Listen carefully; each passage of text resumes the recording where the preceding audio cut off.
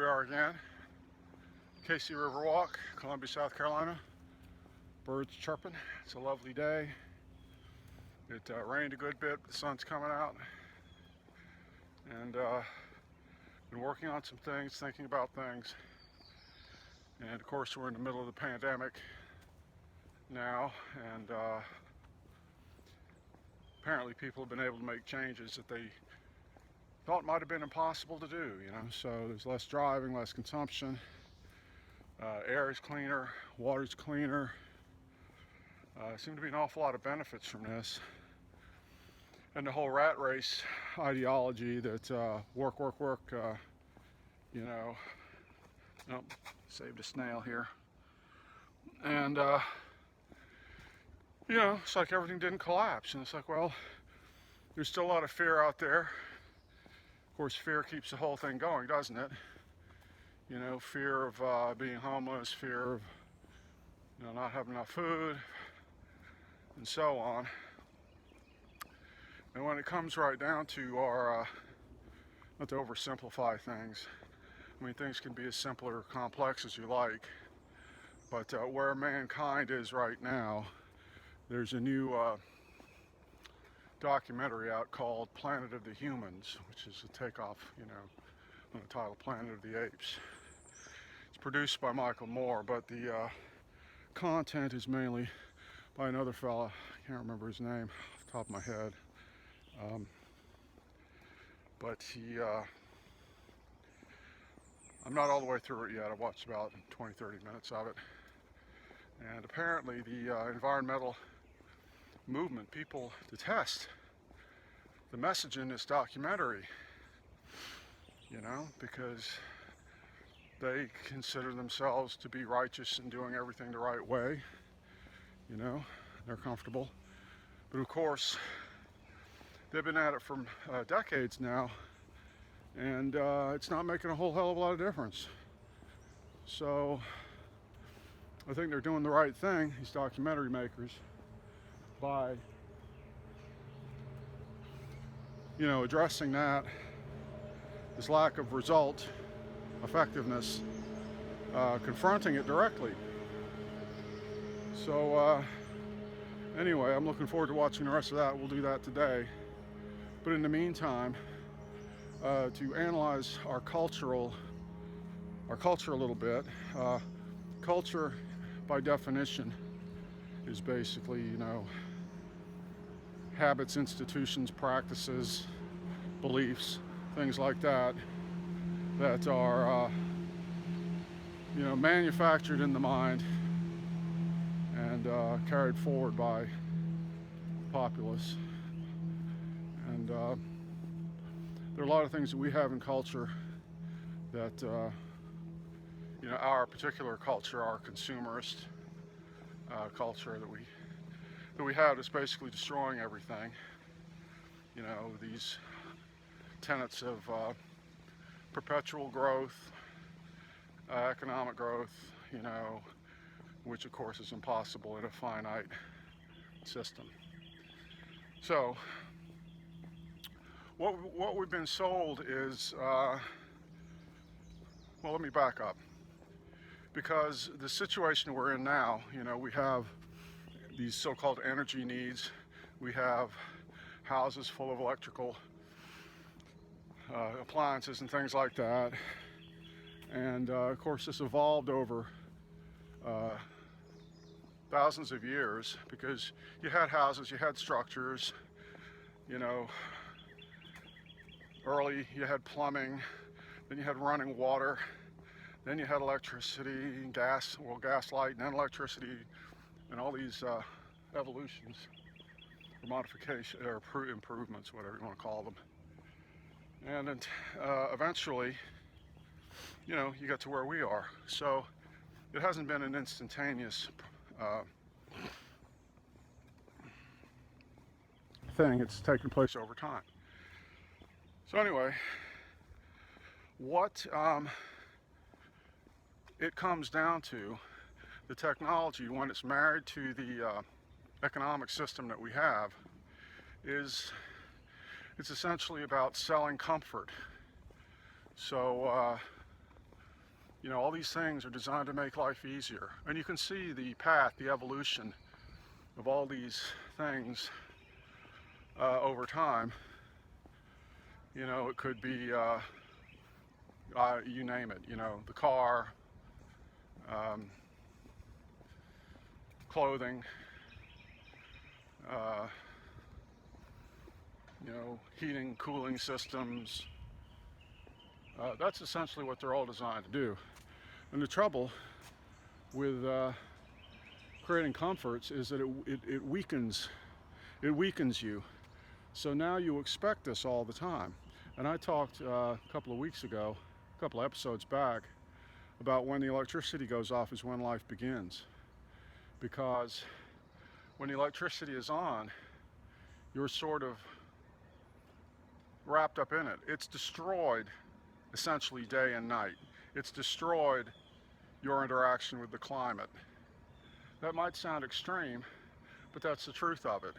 So if you're up at night, you know, watching movies or whatever it is you do by artificial light, then essentially it's not daytime, it's sort of a false daytime. I'm gonna have to turn this off, I'll be back. So yeah, false daytime, whatever you want to call it, essentially you've been removed from reality.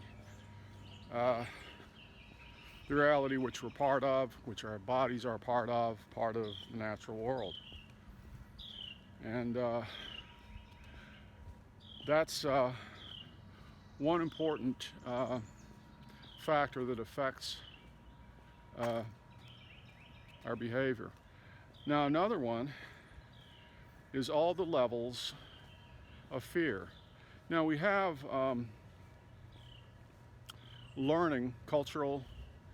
imparting cultural mores, values, everything else that begins at an early age. So the core self, as the psychologists call it, which is formed between age 1 and 7 or somewhere in there, is when the child's mind is in theta mode, and it basically is just seeing and absorbing everything like a memory bank. It's essentially learning by hypnosis. Then after a while that turns off. It can come back on, but that's another subject for another day. But anyway, the fear is there's multiple levels of fear. So you have fear of losing your job. Essentially there's no security for anyone in this system, and that goes for people at either end of the food chain. So you get people who are multi-billionaires, trillionaires, I don't know if they're trillionaires, but you know, they're terrified too. They're desperate to hang on to every last penny because it's an addictive process from which there's no escape. Because once you sign up to it, you're basically in the casino pulling the switch for the rest of your life. So fear is something that's important. Now what we're seeing in this pandemic situation is that a lot of changes have been made, and it's kind of erasing some of the fear. It's like, well, there is a fear you might get the bug, but also you know, a lot of people have stopped working, businesses have shut down, not all your bills are being paid and things like that. And you know, we're all still alive. Now what's going to come of this, how it's going to play out, that's a different subject. But at any rate, we're doing things differently. And it's not a total disaster. In some ways, there's a lot of good coming from it. So when it comes to solutions to these issues that we have brought upon us by our culture and by technology, and by manipulation from the systems that we have, the economic system, you know, what can be done about it? The question is like, what is the solution? Are there multiple solutions, you know, or is there one simple solution? Well, it's a good question, because in the marketplace, you might see this as a real good business opportunity to tailor solutions for each individual person based on what? Their comfort level, right? So that's not the solution. That's not a solution. Now here I am on a, here comes someone, hold on. So here I am on a pathway through the woods. You know, it's not a parking lot in the woods. And, you know, the concrete down here, it's taking a minor, you know, impact, making minor impact on nature. I would come here anyway if it was, you know, a dirt trail. When I do walk on dirt trails, like at Vereen Park at North Myrtle Beach, I'll do that barefoot a lot of times. Some places it's not good to do that because you may get chiggers and things like that. But anyway, can you imagine if our civilization was not, you know, paving over nature, destroying nature, creating farms where nature is eradicated, industrial farming, highways, cities, roads, parking lots, all these things. If that was scaled back, what would you have? Well, you would have paths through the woods, just like the one that I'm on. Now, if all the roads were gone, all the cars were gone, and there were paths like this, you know, you could have one path for bikes, one for pedestrians. You could have some that were elevated. Elevated paths are a nice idea because then there's no basically nature, the animals and everything are left alone. So that's good too. So why should the animals be left alone? Because we have to decide if we're part of this or separate from it. If you want to be part of it, then you can look at people like the Kogi, people down in Brazil. That's how they live. Or, you know, us, we live apart from it, on top of it, basically suffocating it. So, paths through the woods. And you walk, you know, ride your bike, things like that. Of course, the beauty of that is the more people do that, the healthier they get. Cars don't make people healthy. They basically make people sick because it robs them of the exercise that they would have had. But then again, it plays to their comfort level. So you take the path through the woods. It's like, oh, here's you know, a place to get this or that or something, or, you know, things that you basically need to eat. So there's not much more on top of that besides things you need to eat. And you need to breathe air, you need gravity, things like that. So that's a very, very simple kind of solution. Another issue is this whole thing about jobs, which is basically another level of brainwashing. It's like everybody has to have a job, and if you don't have a job, well, you're an outcast. You can't have self-esteem. You know, if you remember hobos back during the Great Depression, it's like there was nothing wrong with being a hobo. It's like, as a matter of fact, I mean, hobos had some ups and downs and some rough times, tough times, but a lot of people helped them. And in a lot of cases, they really enjoyed that lifestyle.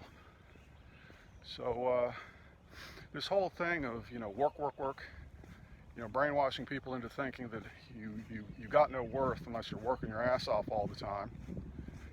As I said in the last talk, what you really have to work every week to make enough food for yourself is about 4 hours a week. So this whole system is again, paranoid vampirism. It's madness. And you know, here I am talking about it all, and again, when it comes to words and language, which is kind of what separates us from animals, although animals communicate, they don't do it in the way that we do necessarily. Of course, we don't understand all of that, but it's been said that language essentially hides feelings. So an animal can sense your emotional state instantly, energetically. We don't do that. We have to get out a lie detector machine and hook the person up to it in order to figure out if they're lying or not. We're telling the truth. So,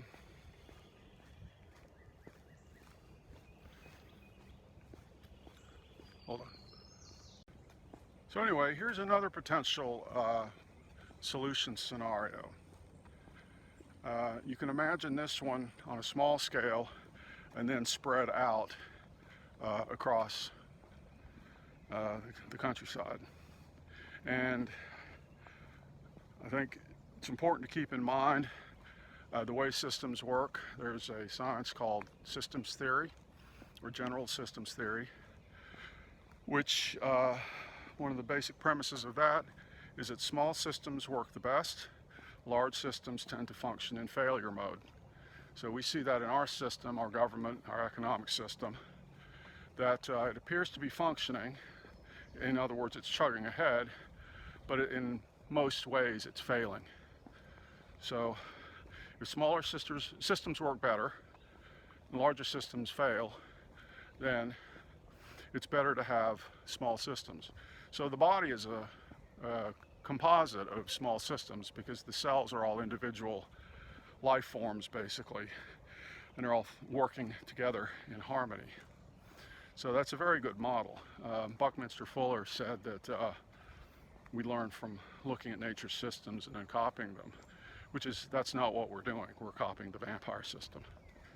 So when I came back down south, we went looking for places to live, small towns. We found one town, what was it, Lander, I think,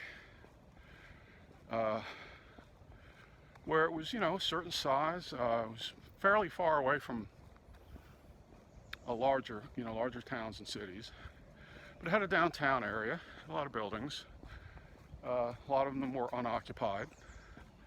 But say, for example, did a crowdfunding campaign, Indiegogo or Kickstarter, something like that, and you offered people a chance to create a new model, the goal being for everyone to invest so that they can go to this new town and reinvent everything. So there would be a lot of communal, there's that word, communism, commons basically. So it'd be public areas.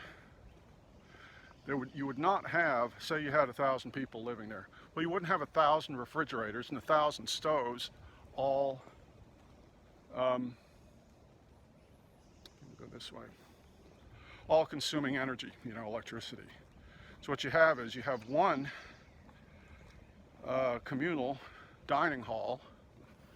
Of course, the meals would all be made from ingredients, locally sourced.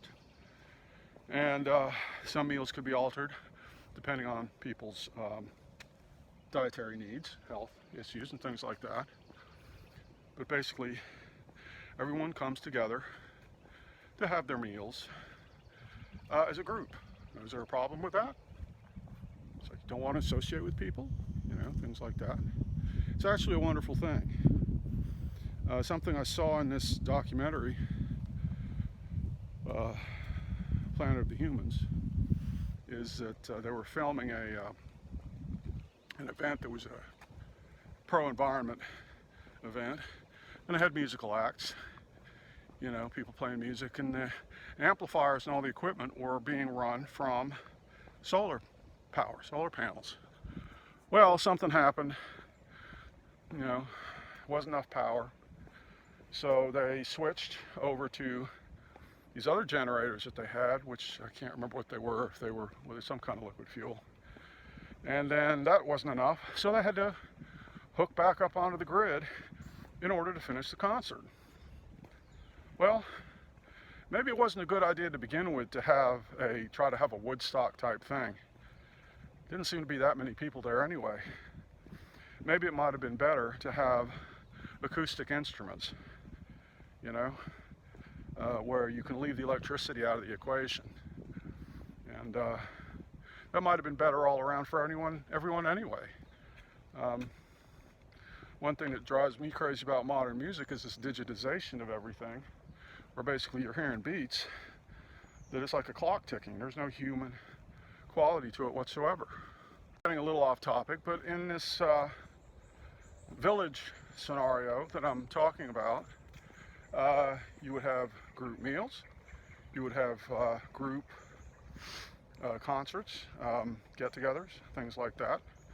Now, in a sense, people like that. They want that. And what we have for that is generally churches. But the trouble with churches is they're exclusionary. They profess to be all about love and Christ and all this stuff, but basically our church has a different name than yours because we're more right than you are. We have it right, you have it wrong. That's basically what it is, whether they admit it or not, because otherwise they wouldn't have to label it that way. So, anyway, and then of course, sometimes people do need solitude. We have too much solitude right now, which basically feeds the monster, makes everybody more paranoid, more afraid, more adversarial, competitive, rather than cooperative. So,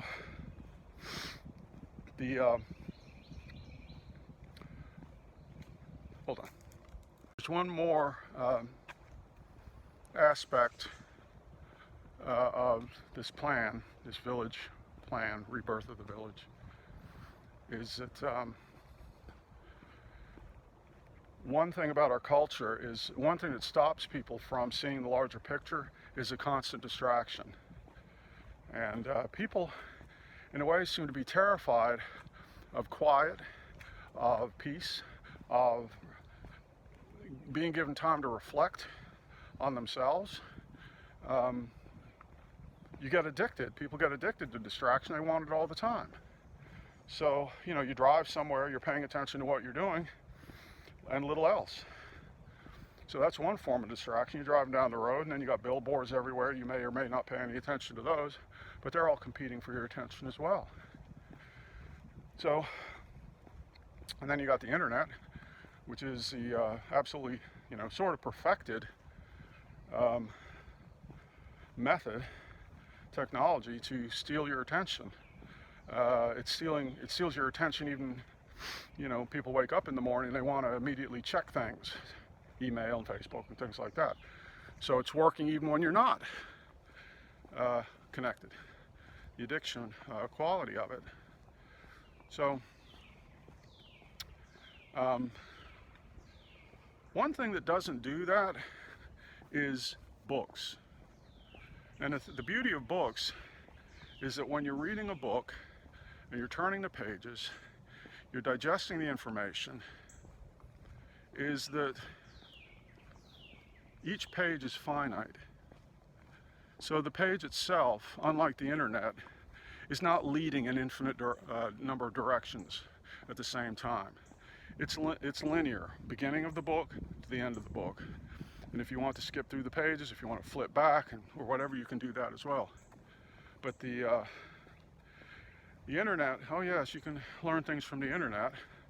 But the thing about the internet is that it feeds the distraction culture, and the beauty of books is that it's good for the calm, self-reflection, knowledge model. Getting back to where the distraction technology is headed, right now it's just the phone in front of your face. But virtual realities, where you're wearing goggles, is really what they want. They would love that, as long as you know, have enough time to work, but it'll certainly turn you into a zombie the rest of the time, and you won't challenge anything.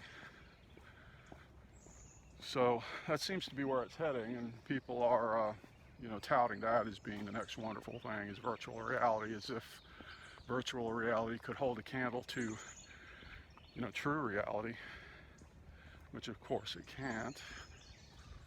And one more thing about books, people might say, well, I watch these informative videos, you know, and you see these everywhere now where someone will give a talk somewhere and then someone will put in captions of everything that's said, and they'll also add in this sort of stock video footage, which is really pretty corny stuff as far as I'm concerned, you know, sunsets and people smiling or whatever subject fits the what the speaker happens to be talking about. So you're watching these videos and listening to what is being said and having all these visuals coming by.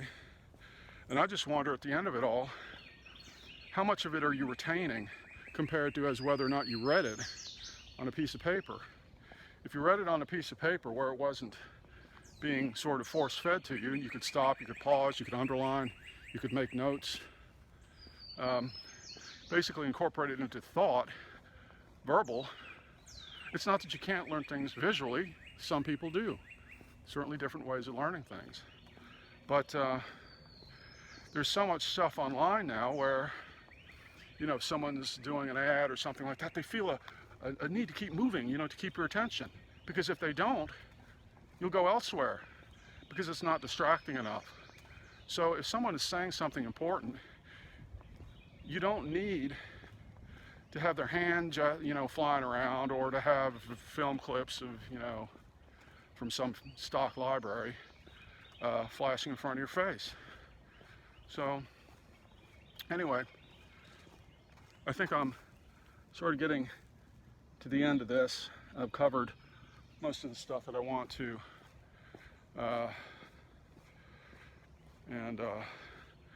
Basically it's somewhat desperate situation because there's hardly any time left. Like all the environmental movements that sprang up, and you know, they still think they're doing so good, but they failed, which is what that documentary is basically saying, which is why the environmental movements are so against it. But that's the truth, it's failed. So, you know, Hafi in his infinite wisdom, or at least from outside looking in at the system, which is basically where I've always been anyway. Maybe these ideas will be helpful. They're not all original to me by any means, but being interdisciplinary in a lot of different areas and a lot of different subjects, this is the way that the ideas come. Something I'd like to add about ideas is that I don't really think that ideas are original to the person having them. I think that they're basically floating around out there and that you pick them up. And there's an idea about the pineal gland and the pituitary gland, that the pineal gland has crystals in it, which act as, some people have said they think it's a byproduct of fluoride in the drinking water and toothpaste. But other people claim that those crystals have been there forever, and that, oh, here comes more people, and that they act as receivers. So information from universal consciousness is received by the pineal gland. It goes through hold on. All right, it goes through a body of spinal fluid, which apparently in Vedic culture was called the Cave of Brahma. And the lobes of the brain that surround that represent the memory and the history of the individual. So those ideas, that information comes in, thoughts, whatever, ideas, pass through our experience, our history, and then are transferred to the pituitary gland, where it is sent out to the body. So in a sense, it's input, processing, and output. So anyway, that's where these ideas, I believe, come from.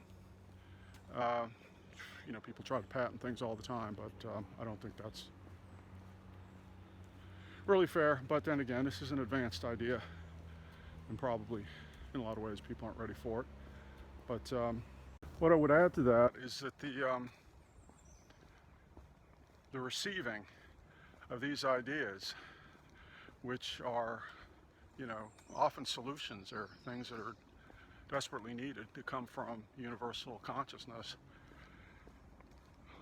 When you look at some of the things that interfere with that, what interferes with that? Brain chemistry, could be linked to poor diet, and distraction. So when someone else is funneling ideas into your mind, it could be beneficial in some way. You might be learning something, but there's a difference between, you know, better quality information and, you know, some kind of game app on your phone that really doesn't accomplish anything except waste your life, right? And to get back to this village model for a moment, say for example we're not actually in, you know, the village, but we're still in suburbia as we know it now. Well, the situation we're in, a lot of people lost jobs, might be food shortages, things like that. So say for example you got a neighborhood with 150 people in it, and maybe you don't know your neighbors, you know, but heck, if the power ever went off, you'd meet all your neighbors pretty quick because you'd all go outside and meet each other. But say for example, you know, if you knew your neighbors and you knew that your neighbors were having trouble, you know, basically with food shortages, then what would you do? You know, a bunch of the neighbors could organize to have communal dinners, and then everyone shares, everyone gets fed, you know, no one charges anything because